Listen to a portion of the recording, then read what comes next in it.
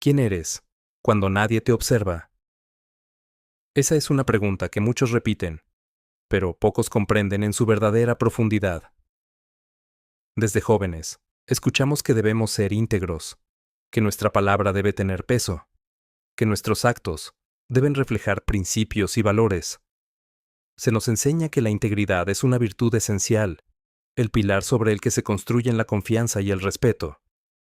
Pero, ¿qué significa de verdad ser íntegro? ¿Cómo se manifiesta esa virtud cuando no hay testigos, cuando no existen aplausos ni críticas? La auténtica integridad se revela en la soledad, en esos momentos en los que nadie nos mira, ni espera nada de nosotros. Es allí, en la intimidad de nuestras acciones cotidianas, donde se mide la autenticidad de nuestro carácter. Hablar y prometer es fácil. Cumplir cuando nadie observa exige disciplina, valentía y honestidad con uno mismo. Incluso quienes se consideran reflexivos suelen fallar. Dicen más de lo que hacen y pierden la oportunidad de mostrar coherencia en lo cotidiano. Sócrates insistía en que la moral no se puede separar de la conducta. No basta proclamar principios, hay que vivirlos, incluso cuando nadie verifica nuestros pasos. La verdadera integridad se forja en los pequeños actos que parecen triviales. Recoger lo que ensuciamos, cumplir con una tarea sin supervisión, mantener la cortesía aunque no haya testigos. Aristóteles enseñaba que la excelencia no es un acto aislado, sino un hábito. Cada decisión, cada gesto, por mínimo que sea, construye lo que somos. No son los grandes actos heroicos, ni las virtudes exhibidas en público los que nos definen, sino la coherencia silenciosa que mantenemos en soledad. La mayoría de nuestras acciones no tienen público. Solo una mínima fracción ocurre bajo la mirada de los demás. Y sin embargo, es en lo invisible donde se decide quiénes somos realmente.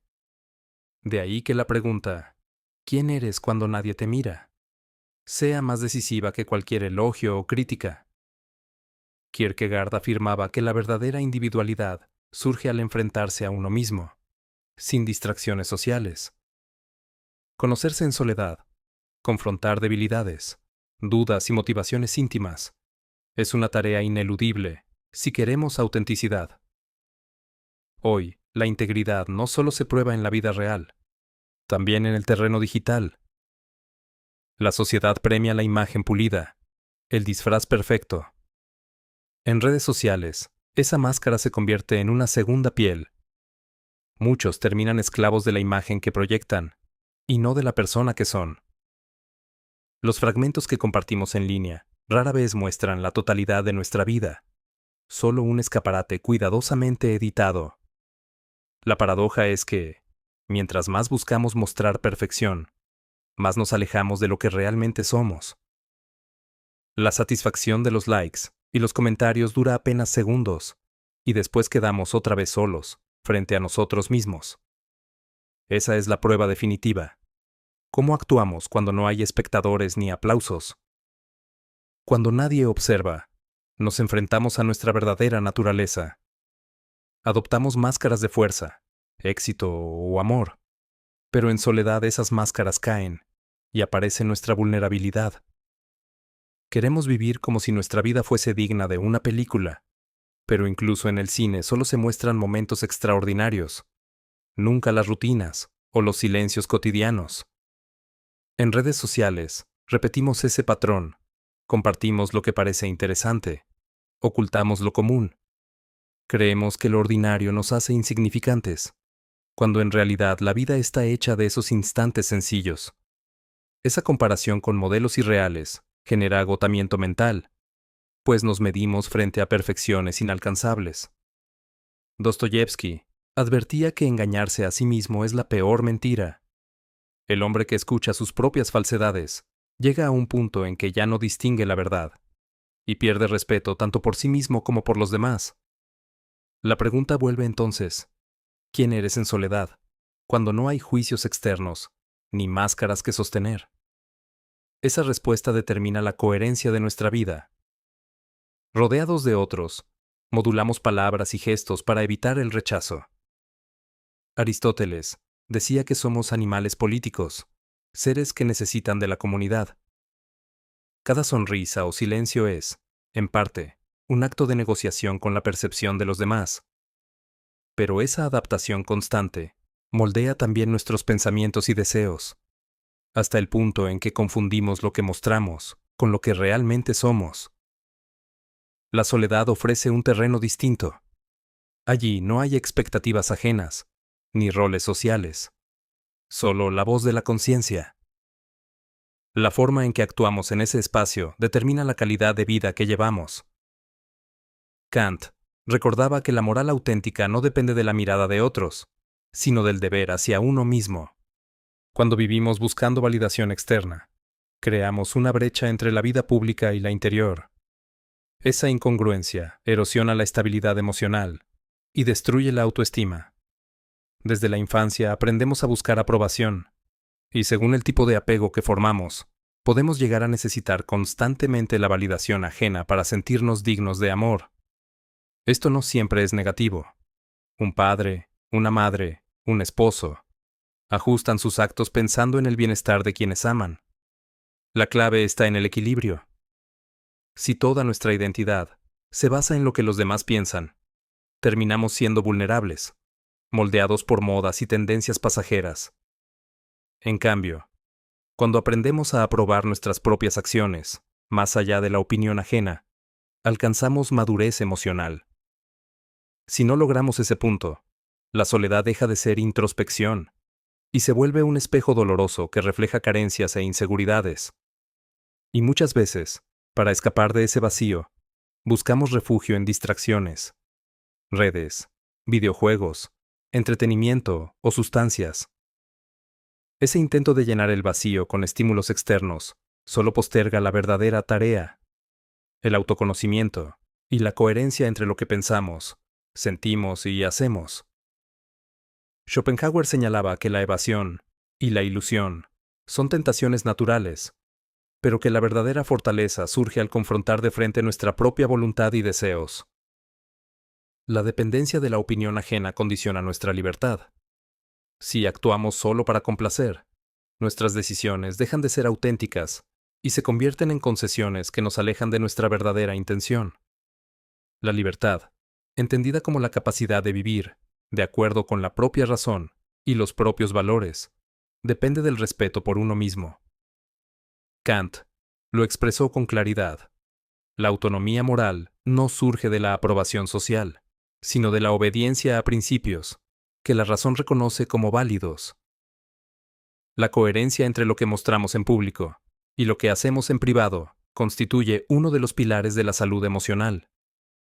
Cuando esta coherencia falta, aparece un conflicto interno que erosiona la autoestima y nos debilita.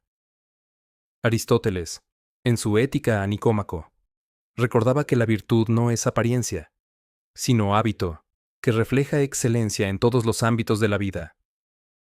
La integridad no puede reducirse a gestos superficiales diseñados para impresionar. Su prueba real se encuentra en la alineación entre las decisiones que tomamos en la intimidad y las que mostramos en público. Pretender construir una vida atractiva para los demás, mientras dentro de nosotros reina la incoherencia, es insostenible y genera un vacío que ninguna admiración puede llenar. Schopenhauer afirmaba que la mayoría de las personas viven atrapadas en ilusiones, alimentando deseos que no les pertenecen, sino que nacen de la comparación con otros. Esa distancia entre vida pública y privada conduce a un estado de alienación, donde la persona se convierte en actor de su propio teatro. Por eso, la soledad adquiere un papel esencial. Obliga a confrontar al verdadero yo, y esa coherencia no se limita a lo moral. Abarca el desarrollo intelectual, físico y espiritual. Cada acto en la intimidad debería fortalecer nuestras capacidades y no ser simple demostración superficial. La libertad auténtica no es hacer lo que apetece, sino actuar conforme a lo que debemos hacer. Ceder ante los impulsos no es libertad, sino esclavitud. Epicteto enseñaba que la libertad verdadera consiste en someter los deseos a la razón y vivir conforme a la virtud, sin depender de circunstancias externas. Esto se traduce en hábitos simples pero profundos.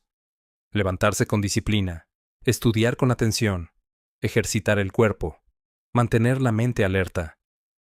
Son actos invisibles para los demás, pero reflejan voluntad entrenada y dominio sobre los propios impulsos.